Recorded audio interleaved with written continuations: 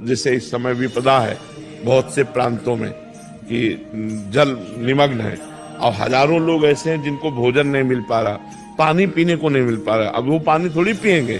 तो अब जैसे हमारे पास 100 रुपया भी है, हम एक बिस्लेरी की बोतल एक विपदाग्रस्त को दे देते हैं तो हमारी सेवा बन जाती है। अर्थ कमाना जरूरी है क्योंकि अर्थ से हम बहुत प्रकार की सेवाएं कर सकते हैं, समाज को सुख दे सकते हैं। तो अर्थ की भावना करना कोई निषेध नहीं है, गृहस्थी में अर्थ संग्रह करना आवश्यक है। तो हमें लगता है कि कामना करनी चाहिए।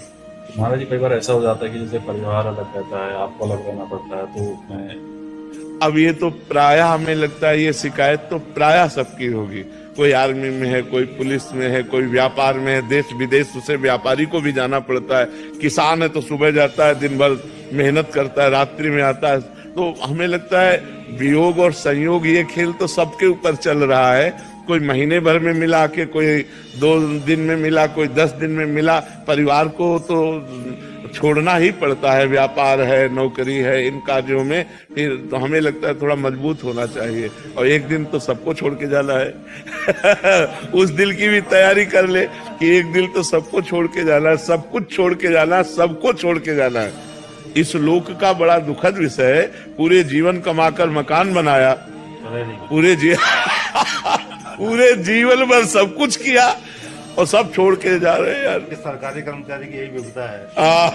महीना कमाता है, रिटायरमेंट में मकान बनाता है, बिल्कुल फिर बच्चे भी नहीं रहते, वो तो पता नहीं कहाँ रहते। बिल्कुल बिल्कुल बिल्कुल। मनोज कुमार जी, महाराज जी सादर प्रणाम। गुरु जी, मेरा प्रश्न है कि क्या जीवन में एक गुरु का होना अत्यंत आवश्यक है जिससे कि हमारा उद्धार हो सकते? यदि एक सच्चे गुरु की पहचान करनी हो तो कैसे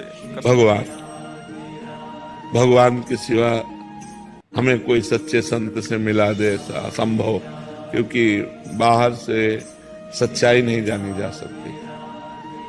बाहर से वैभव दिखाई दे सकता है, वाक पटुता दिखाई दे सकती है, रूप दिखाई दे सकता है, शरीर दिखाई दे सकता है। स्थिति कैसे जानोगे?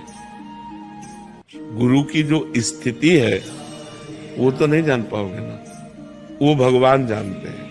तो हमें लगता है हमें भगवान से प्रार्थना करना चाहिए कि भगवत प्राप्ति के मार्ग में हमको जो आप तक मिला दे, ऐसे संत का संग करा दो।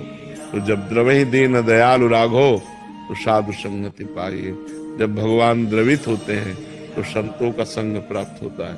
साधुता और साधु वेश ये दोनों अलग अलग है।